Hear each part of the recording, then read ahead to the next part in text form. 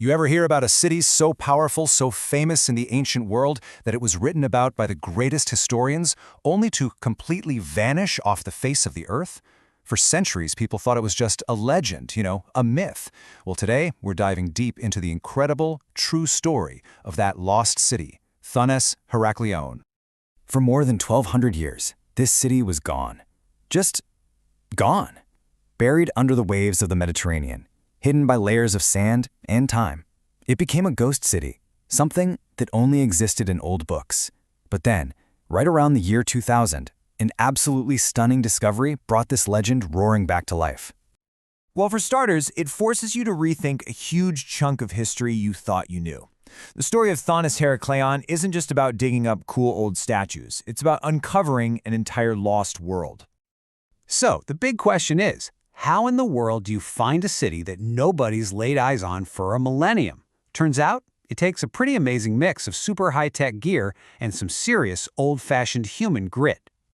After years and years of searching, a team led by underwater archaeologist Frank Gaudio finally hit the jackpot.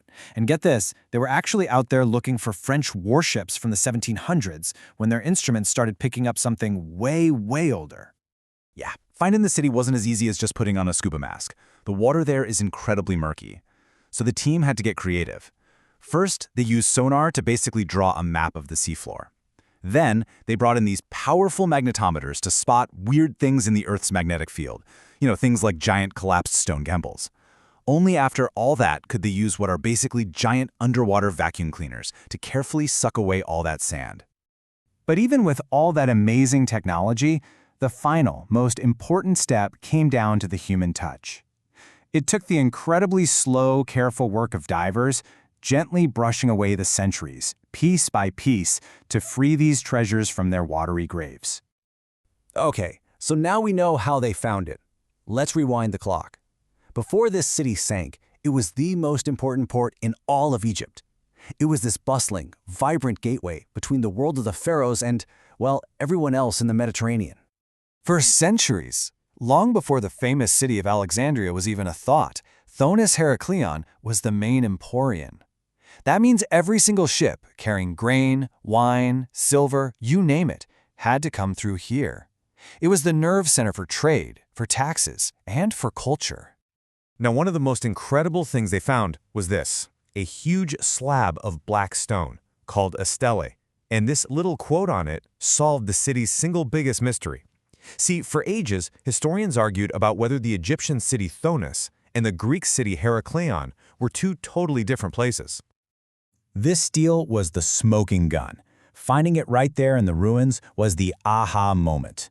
It proved, once and for all, that the Egyptians called their great port Thonis, while the Greeks who lived and traded there called it Heracleion.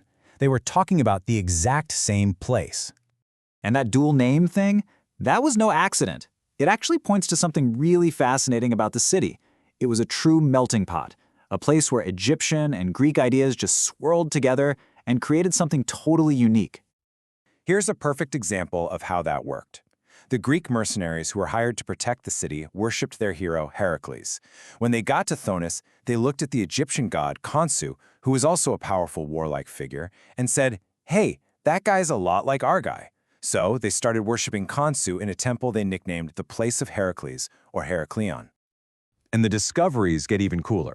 Archaeologists have found hundreds of these little lead boats. They're tiny replicas of the big sacred boats used in a massive yearly festival for Osiris, the god of the underworld. People would toss these into the water as offerings. It's such a rare, physical link to the religious pulse of the city.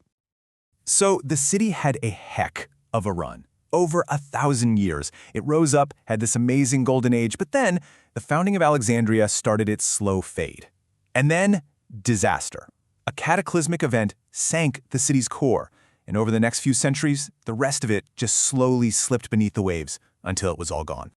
But how does that even happen? How does an entire city made of stone and packed with people just sink? Well, it wasn't just one thing. It was a deadly cocktail of bad luck and bad geology. The big culprit was something called soil liquefaction. Okay, so imagine you build a city of skyscrapers on top of what's basically just thick, wet mud. The city's massive stone buildings were unbelievably heavy. So when a trigger hit, probably an earthquake or a huge flood, the intense shaking and pressure made the solid ground suddenly act like a liquid.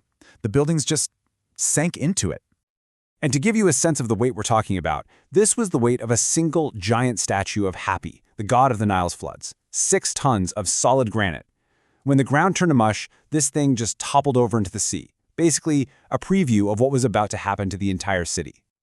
But here's what is so mind-blowing. After all of these incredible finds, all these historical secrets that have been revealed, the story of Thonis-Heracleion is really just getting started.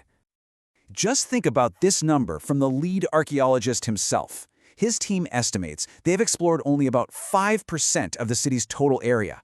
5%. That means 95% of this ancient metropolis is still buried under the sand, waiting. I mean, can you imagine?